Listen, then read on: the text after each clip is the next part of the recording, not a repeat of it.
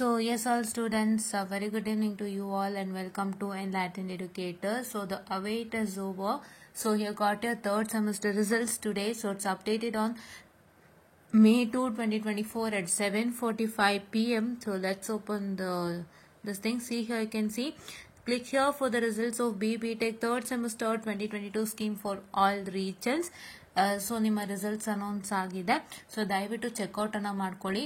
And ಇವಾಗ ನಿಮಗೆ ಒಂದಿಷ್ಟು ಬೇಸಿಕ್ಸ್ ಅನ್ನ ನಾನು ಹೇಳೋದಕ್ಕೆ ಇಷ್ಟಪಡ್ತೀನಿ.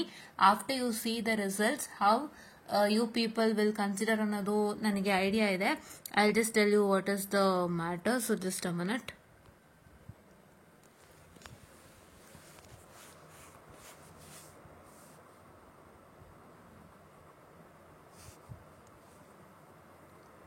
Okay.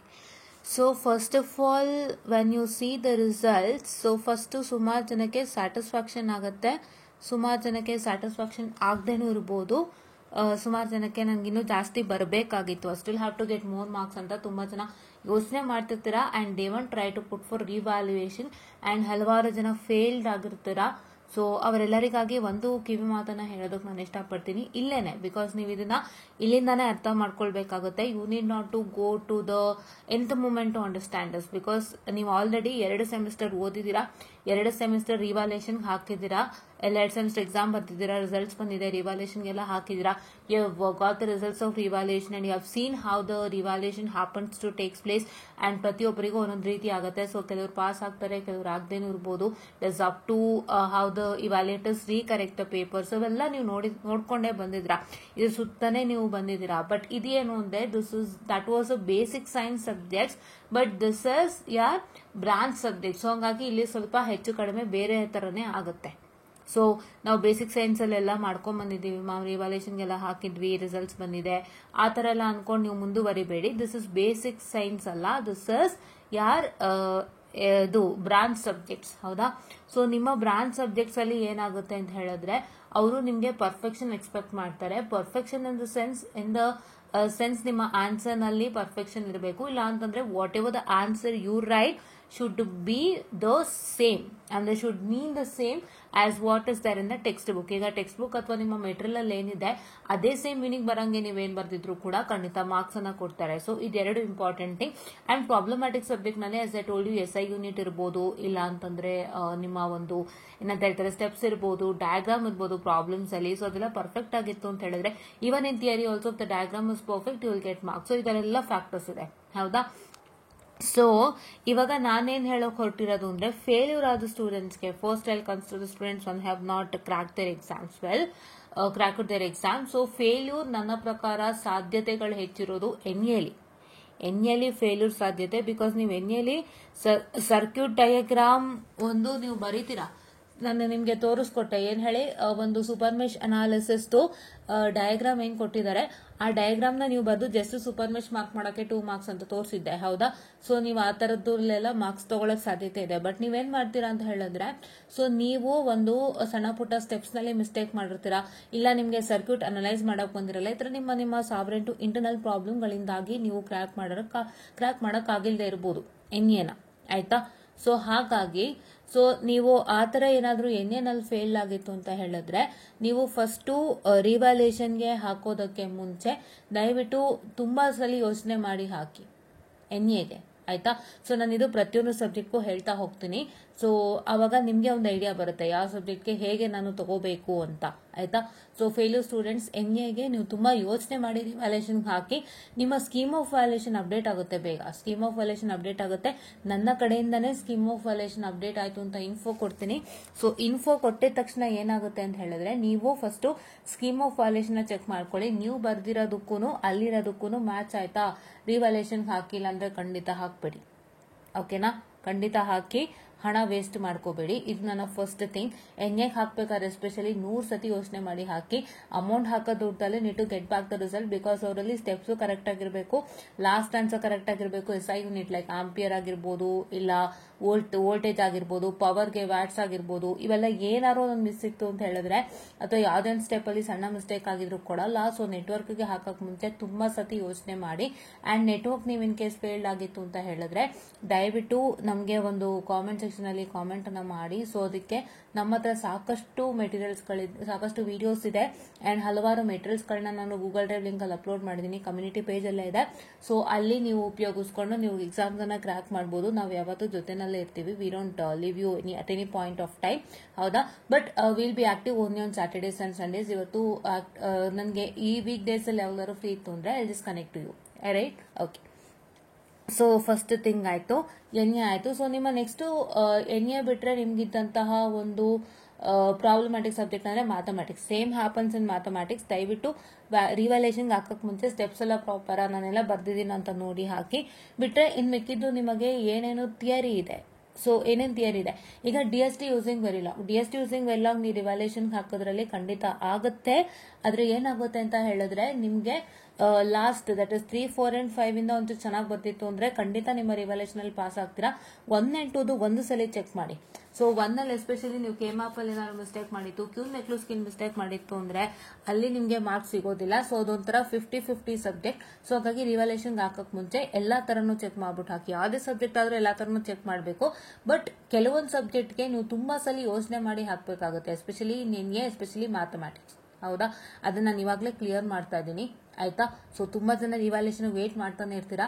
ಸೊ ಎಲ್ಲರಿಗೂ ಇದು ಹೇಳೋ ಅಂತ ಕಿವಿ ಮಾತು, ದಯವಿಟ್ಟು ಈ 2 ಸಬ್ಜೆಕ್ಟ್ ಎನ್ ಅಂಡ್ ಮ್ಯಾಥಮೆಟಿಕ್ಸ್ಗೆ ತುಂಬಾ ಯೋಚನೆ ಮಾಡಿ. ಅಂಡ್ DST ಯೂಸಿಂಗ್ ವೆರಿಲಾಗ್ ಹಾಕಿದ್ರಾಗತ್ತೆ ಅಂತ ತೊಂದರೆ ಇಲ್ಲ. You can just put it, you just first check it once ನಂದೆಲ್ಲ ಪ್ರಾಪರ್ ಇದೆಯಾ ಅಂತ. ಬಿಕಾಸ್ ನೀವೆಲ್ಲಾನು ಪ್ರಾಪರ್ ಇಲ್ಲದೆ ನಂಗೆ ಮಾರ್ಕ್ಸ್ ಬರುತ್ತೆ ಅಂತ ಸುಮ್ಮನೆ ಅಮೌಂಟ್ ಹಾಕಿದ್ರೆ ಇಟ್ಸ್ ವೇಸ್ಟ್. ಬಿಕಾಸ್ ಇವಾಗ 400 ರೂಪಾಯಿ ಏನೋ ಆಗಿದೆ, 400 ಮತ್ತೆ 600 ಏನೋ ಆಗಿದೆ. ಪೇಪರ್ಗೆ 400, ರಿವ್ಯಾಲ್ಯೂಯೇಷನ್ 600 ಏನೋ ಜಾಸ್ತಿ ಆಗಿದೆ ಅಮೌಂಟು. ಸೊ ಅಷ್ಟೊಂದು ಅಮೌಂಟು ಕಟ್ಟಿ ನೀವು ಅಷ್ಟು ಅಮೌಂಟ್ ಲಾಸ್ ಮಾಡ್ಕೋಬೇಡಿ, ಆಯ್ತಾ. ಸೊ ಅದಕ್ಕೋಸ್ಕರ ಸ್ಕೀಮ್ ಆಫ್ ವ್ಯಾಲ್ಯೂಯೇಷನ್ ಬರುತ್ತೆ, ನಾನು ಹೇಳ್ತೀನಿ, ಅದನ್ನ ನೋಡ್ಕೊಂಡು ನೀವು ಆಗ್ತೀರಾ ಅಂತೆ, ಓಕೆನಾ. Yeah. And then next thing with respect to other theoretical subject that you have, say ನೀವು ಏನಾದರೂ ಕಂಪ್ಯೂಟರ್ ಆರ್ಗನೈಸೇಷನ್ ಅಂಡ್ ಆರ್ಕಿಟೆಕ್ಚರ್ ತಗೊಂಡಿದ್ರೆ and which one you had EPC especially ನಾನು ಇದು ಮಾತಾಡಲೇಬೇಕು. EPC ಯಾವ್ದಾದ್ರು ಆಗಿಲ್ಲ ಅಂತ ಹೇಳಿದ್ರೆ ಈ ಸಲ EPC ಪೇಪರ್ ಪ್ರಕಾರ ಅಂತ ಹೆಚ್ಚು ಡಿರೈವೇಷನ್ಸ್ ಮತ್ತೆ ಪ್ರಾಬ್ಲಮ್ ಇರೋದ್ರಿಂದ EPCನೂ ತುಂಬಾ ಯೋಚನೆ ಮಾಡಿ ರಿವ್ಯಾಲ್ಯೂಯೇಷನ್ ಹಾಕಿ. ಸುಮ್ಮನೆ ಹಾಕ್ಬೇಡಿ. ನೀವು EPC ಏನ್ ಮಾಡ್ತೀರಾ, if you writing any theory you need to make sure that your diagram should be proper and would I can say ನಿಮ್ಮ ಡಯಾಗ್ರಾಮ್ ಕರೆಕ್ಟ್ ಆಗಿರಬೇಕು ಮತ್ತೆ ನಿಮ್ಮ ಈಕ್ವೇಷನ್ಸ್ ಕರೆಕ್ಟ್ ಆಗಿರಬೇಕು ಡಿರೈವೇಷನ್ಸ್ ಅಲ್ಲಿ. And especially with respect to problem, ನಿಮಗೆ problems ಕೇಳಿದ್ದಾರೆ ನೆನಪಿಲ್ಲಿ EPC ಅಲ್ಲಿ, ಹೌದಾ. EPC paper is a kind of difficult paper this time, ಅದು ನಿಮ್ಗೆ ಗೊತ್ತಲ್ವಾ. ಸೊ ನೀವು ಒಂದು ಪ್ರಾಬ್ಲಮ್ಸ್ ಅಲ್ಲಿ ಎಲ್ಲಾನು ಪರ್ಫೆಕ್ಟ್ ಆಗಿತ್ತು ಅಲಾಂಗ್ ವಿತ್ ಡಯಾಗ್ರಾಮ್ ಅಂತ ಹೇಳಿದ್ರೆ ಮಾರ್ಕ್ಸ್ ಕೊಡ್ತಾರೆ. ಸೊ ಹಾಗಾಗಿ ನೀವೇನ್ ಮಾಡ್ತೀರಾ ಅಂತಂದ್ರೆ EPCನೂ ಹಾಕಕ್ ಮುಂಚೆ ತುಂಬಾ ಸಲ ಯೋಚನೆ ಮಾಡಿ.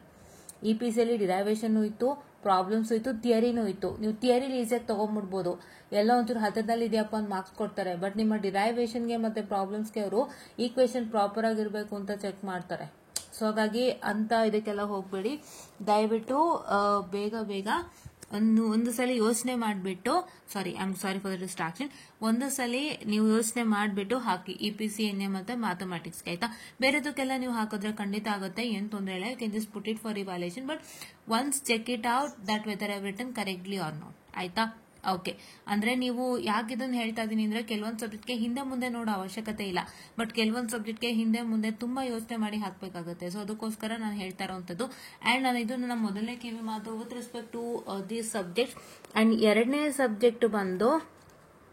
ಎರಡನೇದು ಬಂದು ಯಾರ್ಯಾರೆಲ್ಲ ಪಾಸ್ ಆಗಿರ್ತೀರಾ ಪ್ಲಸ್ ನಿಮ್ಗೆ ಇನ್ನೂ ಜಾಸ್ತಿ ಬರಬೇಕು ಅಂತ ಯೋಚನೆ ಮಾಡಿ ರಿವ್ಯಾಲ್ಯೂಯೇಷನ್ ಹಾಕ್ತಿರ್ತೀರಲ್ಲ ಅವ್ರಿಗೆ ಹೇಳ್ತೀನಿ. ಸೊ ಅವ್ರಿಗೆ ಏನಾಗುತ್ತೆ ಅಂದ್ರೆ ನೀವು ಪಾಸ್ ಆಗಿರ್ತೀರಾ, ನಿಮಗೆ ಮಾರ್ಕ್ಸ್ ಬಂದಿರುತ್ತೆ. ಸೊ ನೀವೇನ್ ಮಾಡ್ತೀರಾ, ಲೈಕ್ ಕೈಂಡ್ ಆಫ್ ನಂಗೆ ಇನ್ನೂ ಜಾಸ್ತಿ ಬರಬೇಕು ಅಂತ ರಿವ್ಯಾಲ್ಯೂಯೇಷನ್ಗೆ ಹಾಕಕ್ಕೆ ನೋಡ್ತೀರಾ. ಅವಾಗ ಏನಾಗುತ್ತೆ, ನಿಮ್ಮ ಮಾರ್ಕ್ಸ್ ಡಿಕ್ರೀಸ್ ಆಗ್ಬೋದು ಇಲ್ಲ ಇನ್ಕ್ರೀಸ್ ಆಗ್ಬೋದು. It's 50% of chance of getting decreased are getting increased, ಆಯ್ತಾ. ಅದು ನಮ್ಮ ಕೈಲಿಲ್ಲ, ಅದು ಅವ್ರ ಕೈಲಿದೆ. ಸೊ ನಾನು ಹೀಗೆ ನೋಡಿದ್ದೀನಿ, ಒಬ್ರಿಗೆ 21 ಬಂದಿತ್ತು. When he applied for revaluation he got 0. ರಿವ್ಯಾಲ್ಯೂಯೇಷನ್ಗೆ ಅಪ್ಲೈ ಮಾಡಿದಾಗ 0. ನನಗನ್ನಿಸ್ತು ಬಂದಿದೆ 21, ಒಳ್ಳೆ ರಿಸಲ್ಟು, ಇಟ್ಕೋಬೋದಾಗಿತ್ತು, ನಾನೇನೋ ಜಾಸ್ತಿ ಬರಬೇಕಾಗಿತ್ತು ಅಂತ ಹಾಕಕ್ಕೆ ಹೋಗಿ 0 ಬಂದ್ಬಿಡ್ತು. ಸೊ ದಟ್ ಆ ಥರ ಎಲ್ಲ ಆಗೋದು ಬೇಡ. ಸೊ ನೀವು ಒಂದು ಸಲ ಯೋಚನೆ ಮಾಡಿ, ನಿಮಗೆ ಬಂದಿರೋದ್ರಲ್ಲೇ ಇವಾಗ ಸದ್ಯಕ್ಕೆ ಸ್ಯಾಟಿಸ್ಫ್ಯಾಕ್ಷನ್ ಅನ್ನ ಮಾಡ್ಕೊಳ್ಳಿ. ಇಫ್ ಸೊ ನಿಮಗೆ ನಾನೆಲ್ಲ ಪರ್ಫೆಕ್ಟ್ ಆಗಿ ಬರ್ದಿದ್ದೆ ಆದ್ರೂ ಕೊಟ್ಟಿಲ್ಲ ಅಂತ ಅನ್ನಿಸ್ದಾಗ ಹಾಕಿ. ಬಟ್ ಕೆಲವೊಂದ್ಸತಿ ಏನಾಗುತ್ತೆ ಗೊತ್ತಾ, ತುಂಬಾ ನನ್ಗೆ ಬರಬೇಕು ಅಂತ ಹೇಳಿ ನೀವು ಹಾಕೋದ್ರಿಂದ ಕೆಲವೊಂದ್ಸಲಿ ಮಾರ್ಕ್ಸ್ ಡಿಕ್ರೀಸ್ ಆಗ್ಬೋದು. ಸೊ ಅವಾಗ ಅನ್ನೋತರ ನಿಮ್ಗೆ ಅನ್ಸುತ್ತೆ, ಅವಾಗ ಏನಾಗುತ್ತೆ ಮಾರ್ಕ್ಸ್ ಡಿಕ್ರೀಸ್ ಆಗುತ್ತೆ. ನಿಮ್ಮ for example if you consider ನಿಮ್ಗೆ ಒಂದು ಇವಾಗ ನಿಮ್ಗೆ 50 ಅಲ್ವಾ, ಸೊ 50ಗೆ ನಿಮಗೆ ಒಂದು 30 ಬಂದಿದೆ ಅಂತ ಇಟ್ಕೊಳ್ಳಪ್ಪ. ಸೊ 30 ನನಗೆ ಇವಾಗ 40 ಬೇಕು ಅಂತ ಅನ್ಕೊಳ್ಳಿ. ಸೊ ನನಗೆ 30 ಬಂದಿದೆ, ನನಗೆ 40 ಬರಬೇಕಿತ್ತು ಅಂತ ನೀವು ಅನ್ಕೊಂಡೆ ರಿವಾಲ್ಯೂಷನ್ಗೆ ಹಾಕಿದ್ರೆ ಎಷ್ಟೋ ಸಲ ಏನಾಗುತ್ತೆ 30 ಹೋಗಿ 20 ಆಗ್ಬಿಡುತ್ತೆ. ಅವಾಗೇನಾಯ್ತು, ನಿಮ್ಮ ರಿವಾಲ್ಯೂಷನ್ ಮನಿನೂ ಹೋಯ್ತು, ಪ್ಲಸ್ ಅಲಾಂಗ್ ವಿತ್ ನಿಮಗೆ 30ನೇ ರಿಟರ್ನ್ ಆಗೋಯ್ತು ವಾಪಸ್ಸು. ನಿಮಗೆ 30ಗಿಂತ ಜಾಸ್ತಿ ಬೇಕಿತ್ತು, but you returning 30 again. That's a problem ಅಲ್ವಾ? ಸೊ ಹಾಗಾಗಿ ಅದು ಒಂದು ಮಾಡ್ಕೊಳಕ್ ಹೋಗ್ಬೇಡಿ. ತುಂಬಾ ಸಲ ಯೋಚನೆ ಮಾಡಿ ಚೆಕ್ ಮಾಡಿಬಿಟ್ಟು ನನ್ಗೆ ಇನ್ನೂ ಬರಬೇಕು ಅಂತ ನಿಮ್ಗೆ ಅನ್ಸಿದ್ರೆ ಅವಾಗ ರಿವಾಲ್ಯೂಷನ್ಗೆ ಹಾಕಿ. ಸೊ ಯಾಕೆಂದ್ರೆ it's a matter of money, you need not to lose money. ನೀವು ಏನ್ ಮನಿ ಹಾಕಿದ್ದೀರಾ ಅದು ನಿಮ್ಗೆ ಸ್ಯಾಟಿಸ್ಫ್ಯಾಕ್ಷನ್ ಆಗ್ಬೇಕು, ಒಳ್ಳೆ ರಿಸಲ್ಟ್ ಬರ್ಬೇಕು, ಅಷ್ಟೇ ನಮ್ಮ ಧ್ಯೇಯ ಅಲ್ವಾ? ಓಕೆ. ಅಂಡ್ ಸೊ ಇದೊಂದು ಮ್ಯಾಟರು. ಅಂಡ್ ಯಾರ್ಯಾರೆಲ್ಲ ಪಾಸ್ ಆಗಿದ್ದೀರಾ, ಒಳ್ಳೆ ರಿಸಲ್ಟ್ಸ್ ತಗೊಂಡಿದ್ದೀರಾ, I am very good and happy for them. And ಈ ಒಂದು ವಿಡಿಯೋ ಮೂಲಕ ನನಗೆ ಕಾಮೆಂಟ್ ಮಾಡಿ ತಿಳಿಸಿ ಯಾರ್ಯಾರೆಲ್ಲ ನನ್ನ ವಿಡಿಯೋಸ್ನ ಉಪಯೋಗಿಸ್ಕೊಂಡು ಪಾಸ್ ಆಗಿದ್ದೀರಾ ಅಂತ. ಬಿಕಾಸ್ ನನಗೆ ಇದು ತುಂಬಾ ತುಂಬಾ ಇಂಪಾರ್ಟೆಂಟ್. ಬಿಕಾಸ್ ನಾನು ಇಷ್ಟು ಶ್ರಮ ಪಟ್ಟಿದ್ದಕ್ಕೂ ನನಗೆ ಏನ್ ರಿಸಲ್ಟ್ಸ್ ನಿಮ್ಮ ಕಡೆಯಿಂದ ಬಂದಿದೆ ಅಂತ ನೋಡಬೇಕು. ಸೊ ತುಂಬಾ ದಿನ ಬೆನಿಫಿಟ್ ಆಗಿದೆ ಅಂತ ಹೇಳಿದ್ದೀರಾ, ತುಂಬಾ ಖುಷಿ ಆಯ್ತು. ಸೊ ಅದರಿಂದ ನೀವು ಹೇಗೆ ಪಾಸ್ ಮಾಡ್ಕೊಂಡ್ರಾ, ನಿಮಗೆ ಪಾಸ್ಗೆ ಹೆಲ್ಪ್ ಆಯ್ತಾ ಅನ್ನೋದು ನನಗೆ ಬೇಕು. ಸೊ ದಟ್ ಅದು ಒಂದು ನನಗೆ ತುಂಬಾ ಒಂದು ದೊಡ್ಡ ಸಂತೋಷ. ನನಗೆ what ever external things like ಮನಿ ಸಿಗುತ್ತೆ ಅದು ಇದು ಅದೆಲ್ಲಾನು ಬಿಟ್ಟು ನೀವು ನನ್ಗೆ ಯೂಸ್ ಆಯ್ತು, ನಾನು ಪಾಸ್ ಆದೆ ಅಂತ ಹೇಳ್ತಿರಲ್ಲ, ಅದೇ ನನಗೆ ತುಂಬಾ ದೊಡ್ಡ ಖುಷಿ. ಸೊ ಹಾಗಾಗಿ ದಯವಿಟ್ಟು ಈ ವಿಡಿಯೋ ಮುಖಾಂತರ ಕಾಮೆಂಟ್ ಮಾಡಿ. ಪೋಲು ಕ್ರಿಯೇಟ್ ಮಾಡ್ತೀನಿ, ಇದಕ್ಕೋಸ್ಕರನೇ ಪೋಲ್ ಕ್ರಿಯೇಟ್ ಮಾಡ್ತೀನಿ. ಇದೇ ನಂಗೆ ಬೇಕಾಗಿರೋದು, ಇದಕ್ಕೋಸ್ಕರನೇ ನಾನು ಮಾಡ್ತಾ ಇರೋದು, ಬೇರೆ ಏನಕ್ಕೂ ಇಲ್ಲ. ಸೊ ದಯವಿಟ್ಟು ರಿಪ್ಲೈ ಮಾಡಿ. ಅಂಡ್ ಇದನ್ನ ಅರ್ಥ ಮಾಡ್ಕೊಳ್ಳಿ, ಯಾವ್ದಕ್ಕೆ ರಿವಾಲ್ಯೂಷನ್ ಹಾಕಬೇಕು, ಯಾವ್ದಕ್ಕೆ ಹಾಕಬಹುದು, ಅಂಡ್ ಯಾವ್ದಕ್ಕೆ ಹಾಕಕ್ ಮುಂಚೆ ಯೋಚನೆ ಮಾಡಬೇಕು, ಇವನ್ನೆಲ್ಲ ಡಿಸ್ಕಷನ್ ನಾನು ಮಾಡ್ಕೊಟ್ಟಿದ್ದೀನಿ. ಸೊ ದಯವಿಟ್ಟು ನೋಡ್ಕೊಳ್ಳಿ. ಸೊ ಇದು ರಿಸಲ್ಟ್ ಅಪ್ಡೇಟ್ ಜೊತೆಗೆ ಇದನ್ನು ಹೇಳ್ತಾ ಇದೀನಿ, ಬಿಕಾಸ್ ನೀವು ಇವಾಗಿಂದಾನೇ ಇದನ್ನೆಲ್ಲ ತಿಳ್ಕೊಂಡಿರ್ಬೇಕು. ಅಂಡ್ ಇವಾಗಿಂದಾನೇ ನೀವೆಲ್ಲಾನು ರೆಡಿ ಇಟ್ಕೊಂಡಿರಬೇಕು. And so that you will will not get in to any issues during the nth moment. ಆಯ್ತಾ? ಸೊ ಇವಾಗ ಸ್ಕೀಮ್ ಆಫ್ ವ್ಯಾಲ್ಯೂಯೇಷನ್ ಬರುತ್ತೆ, ನಾನು ಕಳಿಸ್ಕೊಡ್ತೀನಿ ಗೂಗಲ್ ಡ್ರೈವ್ ಲಿಂಕ್ ನ. ಸೊ ಅಲ್ಲೇ ಅಪ್ಡೇಟ್ ಆಗಿರುತ್ತೆ. ದಯವಿಟ್ಟು ಚೆಕ್ಔಟ್ ಅನ್ನ ಮಾಡಿಕೊಂಡು ನೀಟಾಗಿ ನಿಮ್ಮ ಆನ್ಸರ್ ಮತ್ತೆ ಅದಕ್ಕೆ ಕಂಪೇರ್ ಮಾಡಿ ನಿಮ್ಗೆ ಚೆನ್ನಾಗಿ ಮಾರ್ಕ್ಸ್ ಬರಬೇಕು ಅಂತಂದ್ರೆ, ಇನ್ನು ಅಪ್ಲೋಡ್ ಆಗಿಲ್ಲ, ಅಪ್ಲೋಡ್ ಆಗುತ್ತೆ. ಆಗಿದ ತಕ್ಷಣ ನಾನು ಹೇಳ್ತೀನಿ, ಚೆಕ್ ಮಾಡಿಬಿಟ್ಟು ನೀಟಾಗಿ ನೀವು ನಿಮ್ಗೆ ಅಕಸ್ಮಾತ್ ನನಗೆ ಮಾರ್ಕ್ಸ್ ಬರಬೇಕಿತ್ತು, ಎಲ್ಲ ಸರಿ ಇದೆ ಅಂತಂದ್ರೆ ಧೈರ್ಯವಾಗಿ ರಿವಾಲ್ಯೂಷನ್ ಹಾಕಿ, ಯಾರು ಏನು ಮಾಡೋಕ್ಕಾಗಲ್ಲ, ನಿಮ್ಗೆ ಖಂಡಿತ ರಿಸಲ್ಟ್ ಸಿಗುತ್ತೆ. ಹೌದಾ? So this is what is about to tell you ಅಂತ ಹೇಳ್ತಾ, so I will just wind up the small session guys and hope you have got good results and all the best. And ಇನ್ನೊಂದು ಮಾತು ಹೇಳೋಕೆ ಇಷ್ಟಪಡ್ತೀನಿ, third sem ಅಲ್ಲಿ ಯಾರಾದ್ರೂ fail ಆಗಿತ್ತು ಅಂದ್ರೆ ಕುಗ್ಗೋಗ್ಬೇಡಿ, ಕೂತ್ಕೋಬೇಡಿ. ಕುಗ್ಗು ಹೋಗಿ ಕುಳಿತುಕೊಳ್ಳುವಂಥದ್ದು ಯಾವುದೇ ಒಂದು ಒಳ್ಳೆ ಲಕ್ಷಣನೇ ಅಲ್ಲ. ಸೊ ಅದು ಕುಗ್ಗು ಹೋಗಿ ನೀವು ಕೂತ್ಕೊಳ್ಳುವಾಗ ತುಂಬಾ ದೊಡ್ಡ ಪ್ರಾಬ್ಲಮ್ಸ್ ಕ್ರಿಯೇಟ್ ಆಗುತ್ತೆ. ಅಂಡ್ ನಿಮ್ಗೆ ಒಂಥರ ಅದು ಹಿಂಸೆ ಅನ್ಸಕ್ ಸ್ಟಾರ್ಟ್ ಆಗುತ್ತೆ. ಅಂಡ್ ನೀವೇ ಅದರಿಂದ ಯಾವ ಮಟ್ಟಕ್ಕೆ ಹೋಗ್ತೀರಾ ಅನ್ನೋ ನಿಮಗೆ ಗೊತ್ತಾಗುತ್ತೆ. ದಯವಿಟ್ಟು ಕುಗ್ಗೋಗ್ಬೇಡಿ, ಇನ್ನೊಂದು ಆಪರ್ಚುನಿಟಿ ಇದೆ, ಮಾಡ್ಕೊಳ್ಳಿ. ನಿಮ್ಗೆ ಫೇಲ್ಯೂರ್ಸ್ ಅನ್ನೋದು it is not permanent. Failure ಅನ್ನೋದು ಯಾವತ್ತೂ ಪರ್ಮನೆಂಟ್ ಅಲ್ಲ. ಸೊ ಏನಾಗುತ್ತೆ ಅಂತ ಹೇಳಿದ್ರೆ, ಎಷ್ಟೋ ಜನ ಫೇಲ್ಯೂರ್ಡ್ ಇವತ್ತು ಒಳ್ಳೊಳ್ಳೆ ಸಾಧನೆಗಳನ್ನ ಮಾಡಿದ್ದಾರೆ. And there are many examples in front of you, hope you know them. And ಅವರೆಲ್ಲರ ಎಕ್ಸಾಂಪಲ್ ನೀವು ನೋಡ್ತಾನೆ ಇರ್ತೀರಾ ಡೈಲಿ ಲೈಫಲ್ಲಿ. ಎಷ್ಟೋ ಜನ ಫೇಲ್ಯೂರ್ ಆದಂಥವ್ರು, ಸಕ್ಸಸ್ ಕಂಡಂಥವ್ರು ಇದ್ದಾರೆ. ಸೊ ಹಾಗಾಗಿ ಒಂದು ಫೇಲ್ಯೂರ್ನ ತಲೆ ಕೆಡ್ಸ್ಕೊಳ್ಳದಂತೆ ಇನ್ನು ನೆಕ್ಸ್ಟ್ ನಾನು ಚೆನ್ನಾಗಿ ಮಾಡಿ ಸಕ್ಸಸ್ ತಗೊಳ್ತೀನಿ ಅಂತ ಯೋಚನೆ ಮಾಡಿ ನೀವು ಒಂದು ಸಕ್ಸಸ್ ಪಥಕ್ಕೆ ಹೋಗಿ ಇವಾಗಿಂದಾನೇ ಪ್ಲೇಸ್ಮೆಂಟ್ಸ್ ಕಡೆ ಗಮನ ಕೊಡಿ. ಎಲ್ಲಾನು ಕ್ಲಿಯರ್ ಮಾಡಿಕೊಂಡು ನಾನು ನೆಕ್ಸ್ಟ್ 8 ಸೆಮಿಗೆ ಬರೋಷ್ಟರಲ್ಲಿ ಒಳ್ಳೆ ಕಂಪ್ನಿ ತಗೊಳ್ಬೇಕು ಅಂತ ಯೋಚನೆ ಮಾಡಿ ನೀವು ಶುರು ಮಾಡಿ.